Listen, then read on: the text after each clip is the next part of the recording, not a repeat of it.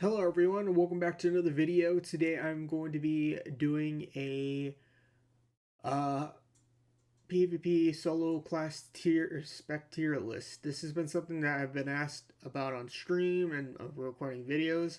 A lot of the time I do play solo like 90-95% of the time, and people are, I assume, are just like me and they want to find out what specs are good for solo type players. So this is for something like war mode, battlegrounds, battleground blitz, if you just solo queue, those kind of things. So I thought I'd make a video on it. So I split this into three different categories. Best for solo specs, which are something that you can play solo and have absolutely a lot of fun on. Don't have to rely on a lot like others, etc. Second is they're still decent for solo, but I would recommend them more for groups than for solo. But you still can have fun and make it work. And then third, I would just recommend with playing with friends and healers. It's a lot better for those specs. So let's go ahead and dive right into the first one. The first one is Feral Druid. This goes into the best solo specs category. This class is really good at 1v1s.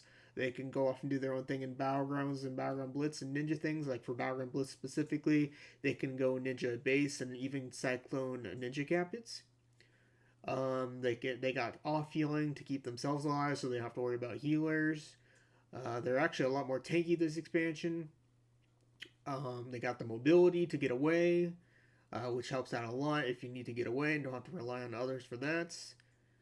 And yeah, that's pretty much the main reason why Feral Druid is in the best solo specs category and why I recommend it for that. So if you're interested in something that has all those criteria, mobility, good self healing, tankier this expansion, good at 1v1s, can ninja stuff, can go off and do their own thing without having to worry about others, then Feral Druid will be for you.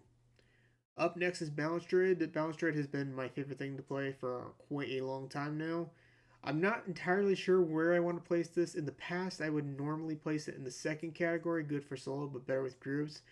But I think it deserves the third category, but I'll still put it in the second category. You can kind of argue which one to put it in with, but it's not the best solo spec. It's not good at 1v1s. It does have the same mobility as Feral. The healing is a lot weaker for Boomkin versus Feral. In fact, the Boomkin survivability has drastically changed this expansion. I do feel like it does rely on teams better. I mean, you can still make it work for solo, just because it's really strong in battlegrounds and you'll probably be in team fights, but you will be at the mercy on how the pugs are because Boomkin is definitely relies a lot more on team fights, and unlike Feral, you can go off and do your own thing to ninja bases in Battleground Blitz because in Battleground Blitz, Battleground specifically, a lot of the time it relies a lot more on ninjaing stuff than team fights. So it's kind of hard to say where to put Boomkin for this one, but I'm just gonna leave it in there for now. And I do think Boomkin relies a lot more on team fights, but they do have more or less the same kit as Feral Druid. It's just that it's a little bit weaker. So that's why I'm putting it in the good for solo, but better with groups. Up next is Devastation. I actually think Devastation is. I think Devastation is actually a really good solo class. I think it's better than Boomkin right now for solo. They're People say Devastation is not that good for 1v1s, but I think Devastation's actually not that bad for 1v1s. It depends on what you face. If you face a caster, you might have a harder time, but for the most part, against melee minus rogues, you don't really have too much of a bad time. They have really, really good mobility, one of the best mobility in the game. They have decent self healing, and they have okay CC. They have a knockback. I know Feral and Boomkin have one as well. They also have an honor talent that you can rescue an enemy to a cliff and knock them off that way. It's actually pretty fun to do that. They do have a talent that makes them immune to CC. They have a talent that makes them immune to kicks as well.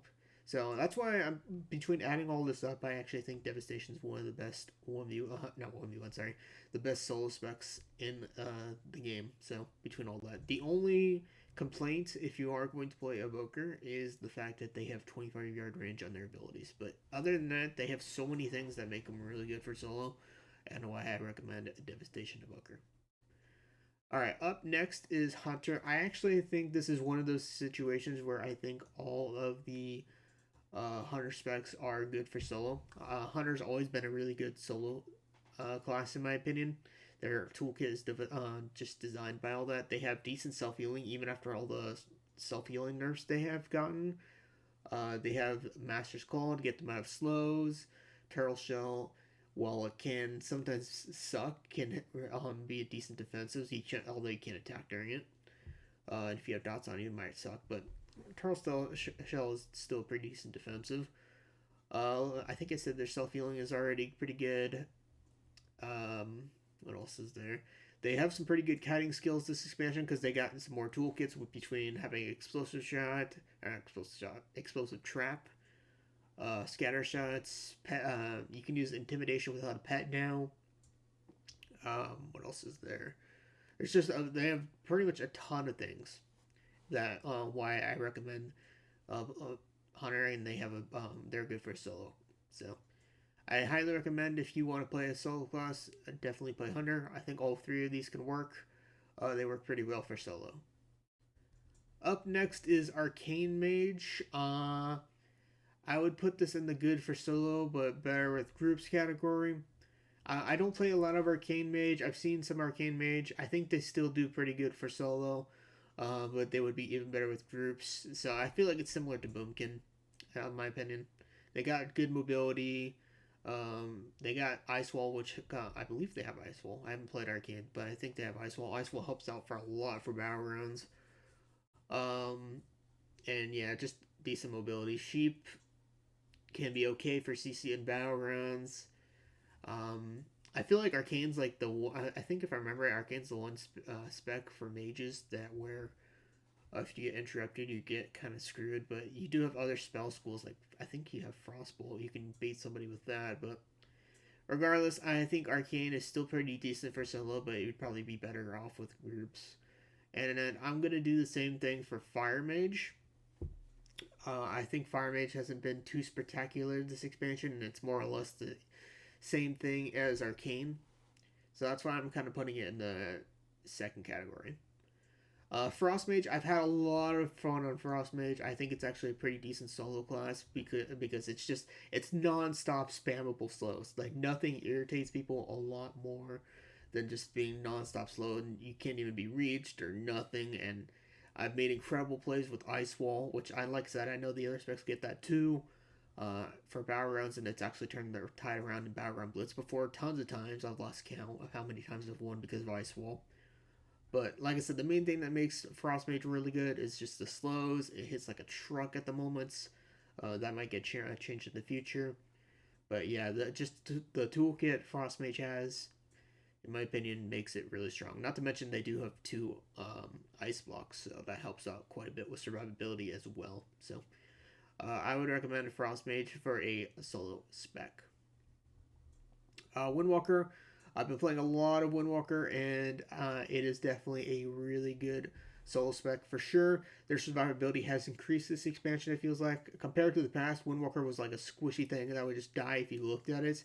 And on my Windwalker, I hardly feel like I am in danger all that much. I can drop a Transcendence when I need to, when I get out of there. Their self-healing is really good this expansion. They got a ton of defenses between Fortifying Brew being pretty low, Diffuse Magic against casters, Touch of Karma. They also have a knockback in the air, so like you can interrupt casters even with that now. So Windwalker's toolkit is pretty much just hands down really good for solo at the moment. You have pretty much an answer for almost everything. Between getting out when you need to with Transcendence, Diffuse Magic against casters, Fortifying Brew against everything, Touch of Karma against everything. Mobility is really strong, of course. And that's why I recommend Windwalker if you are for solo type of gameplay. For some reason, I accidentally moved right over there. But up next is Rhett. This one I feel like is going to be debatable for people. I'm not really sure where people are going to put this, but obviously I think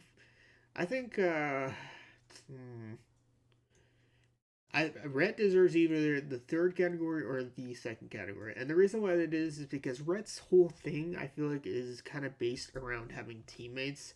I mean, Rhett is pretty much the support class, so I mean, I would say probably good for solo as a compromise, good for solo, but better with groups. But it's hard to say. You could probably argue to put it in the third category. I'm not sure where I want to put this one, but like Rhett's whole thing is helping support teammates. So, um, yeah, I'm gonna put this in the third category. I feel like you can play Rhett solo, but you're better off like supporting teammates with like your whole blessing a spell warden or protect blessing protection or off healing teammates and saving them that way. You know what? Actually, let's just put it in the second category. I'm gonna put Rhett in the second category because you can still make it work solo, but it's definitely a spec that works better with friends, in my opinion.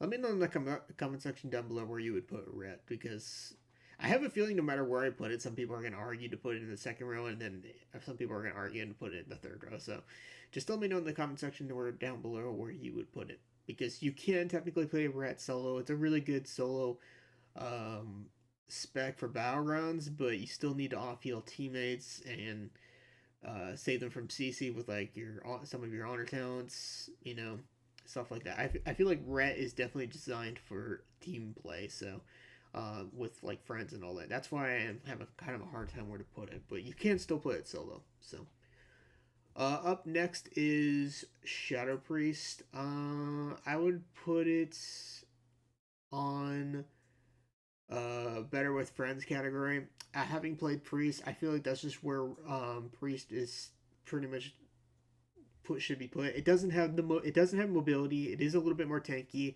Almost a lot of their abilities is designed to helping out teams, so like live swap or leap of faith, stuff. And you have to rely on a lot of the time for teammates to help you out because if you got people attacking you, you either have to kill them or you're never going to get away because you have no mobility at all. So that's why I think Shadow Priest is better with friends.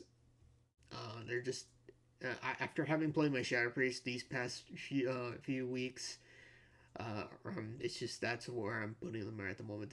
They seem more better with friends and healers than solo type play. So I would recommend Shadow Priest if you play with friends or with a healer. Up next is all three rogue specs. This is not really too surprising. Rogue is hands down the one class in the game that is best for solo. If there's any class that's designed for solo besides Feral, it would definitely be Rogue. And the reason why that is because one, they have double vanish. Assassin is actually built for everything. It can be in team fights. It can be solo play. So they can just do that. Sub Rogue can lock healers or ninja bases easily. It's just and they have some of the best CC in the game. And they're one of the best 1v1 specs in the game. So, and they go off and do their own thing. And then I don't play Outlaw, but Outlaw is still a rogue, and they pretty much have almost the same toolkit as the other two specs. So, I highly recommend if you want to play something solo, Rogue would definitely be that one class. No matter what spec you play, they're just designed for solo type of players. They have like an answer for everything between Cloak of Shadows. Even Cloak of Shadows can apparently be ninja. Can be used to ninja bases as well. From what I've seen in Battleground Blitz. So that's also another thing. They have double vanish, Cloak of Shadows, decent mobility. Um, they have an answer for everything. I just cannot say enough that rogues just are really good for solo. Up next is Elemental Shaman. I fully admit Shaman's probably one of the two classes I have not played this expansion. I can only go based off what I had when I faced them, and I think Shaman is in the category that's better with friends and healers. I just don't think they're that strong in 1v1s. For one thing, they do have some decent self healing to keep themselves alive, but I feel like it's kind of similar to Boomkin, where they rely a lot more on team fights, and I feel like their damage takes a while to kind of like ramp up compared to like a lot of the other things similar to Boomkin, which reminds me maybe I should move Boomkin to the third category now that I think about it. Um, I don't know. Some people might disagree with me on this one. That's perfectly fine. But I just think Elemental's toolkit kind of is better with friends and healers than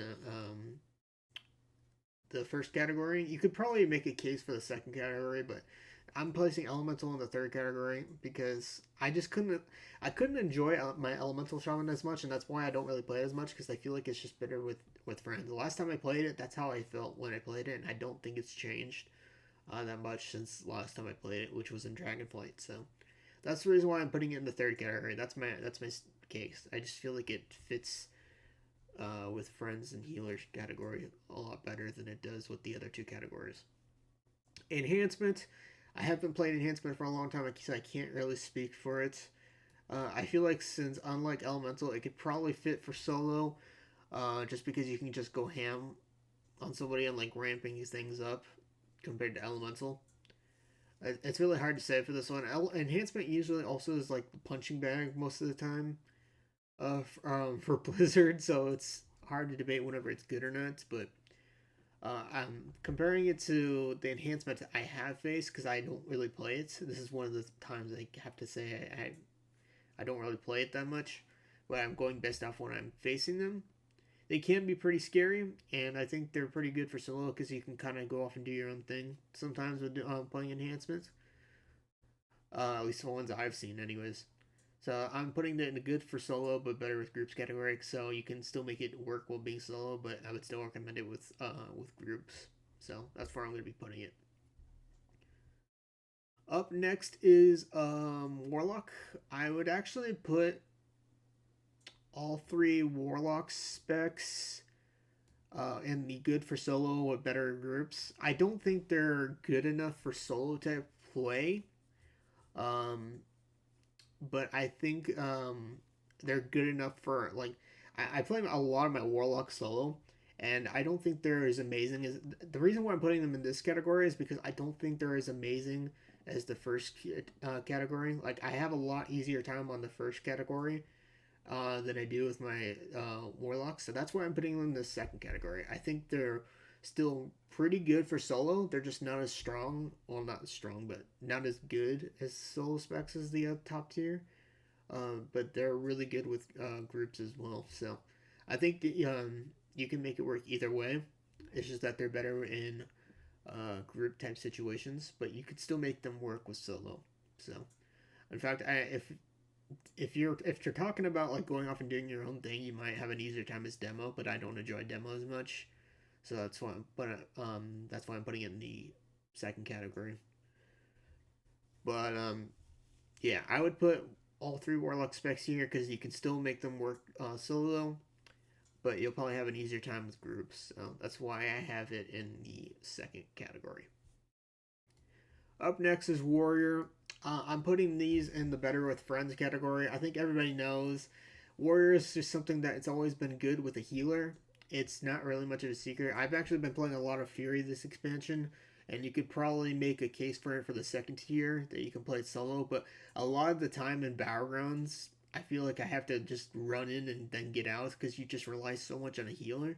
So that's the reason why I think Warrior is in the better with friends slash healers category. There's not really much more to it than that. I just feel like that's the way they're kind of built with at the moment. So I'm putting that with the better with friends and healers category because I just feel like they rely a lot more on healers at the moment. So they do have a better toolkit to survive this expansion, so which it does help a little bit, but in the end, the Warriors I feel like rely a lot more on healers at the moment and people backing you up. So that's why I'm putting in the friends and healers category. Up next is Frost DK. I would have put this in the second category, but Frost DK it's always getting the nerf bat. And Blizzard just does not like Frost DK that much. I don't know why. So Frost DK has been getting annihilated. I feel like out of the three DK specs, Frost takes the most damage as well. I don't know if I'm overthinking it or not, but I feel like Unholy is a lot more tankier than Frost DK is. Their damage isn't too spectacular at the moment. I basically feel like they're another warrior. I feel like they're like the only difference is that you have Death Strike to heal yourself with, and I know warriors have a few other things to heal themselves with, but they can't spam it like Frost DK can. And technically, spamming Death Strike is not that good, anyways. But I'm sure you guys kind of understand what I mean. But yeah, I don't think Frost DK is in the best spot at the moment. I think they're better off with having a friend or a healer back them up right now. So that's why I'm putting them in the better with friends slash healer category right now. Unholy, I kind of feel the same way. I feel like it's probably better with the friends category, but you can make a case for it because I feel like it's a little bit stronger than Frost DK. It usually always is, so I'll leave it in the good for solo, but better with groups category. But in my personal opinion, I think it deserves the better with friends category. So, but I'll leave it in the second category just because I feel like you probably can still make it work with solo, but it would definitely be better with groups. This one is probably not going to make a lot of people happy. I'm already preparing for it ahead of time, but I actually think Havoc Demon Hunter is in the better with friends and healers category. If this was in the past expansions, I would definitely rate it in either solo specs or second category. But in the War Within, I actually think it's better with friends and healers. Uh, Havoc Demon Hunter survivability has, in my opinion, drastically reduced this expansion. The healing is pretty much, I feel like, non-existent. The defenses aren't really that spectacular, minus like if you're facing a melee. But there's so many casters in the game at the moment, so that's kind of why I'm just putting it with the better with friends and healers category. I mean, they got really good mobility, sure, to get out of there when it needs to be, but if you have to run all the time, it's not really going to be very helpful, you know? I haven't even leveled my Demon Hunter this expansion because I just haven't been enjoying the survivability changes of this expansion. And then all the Demon Hunters I've come across in Battleground Blitz, random Battlegrounds, and War Mode, they just pretty much flop like it's nothing. I mean, I know not every Demon Hunter is like that. I'm sure some people are going to say that in the comment section, but just I feel like at least 95% of the Demon Hunters I come across have just like flopped because the survivability just isn't there, and even their damage this expansion has not been that impressive. So, anyways, that's my recommendation, guys. I'm sure some people are probably going to disagree with me on some of these, and that's perfectly fine. Let me know in the comment section down below. This is just my thoughts after playing pretty much every spec you see. The only specs I don't personally play that I can tell you for sure are Beast Mastery, Outlaw, Demo, and Alien Enhance. Oh, and I also don't play Arcane and Fire, but I do play the other specs. So let me know what you guys think. Hopefully you guys enjoyed this. See you guys later.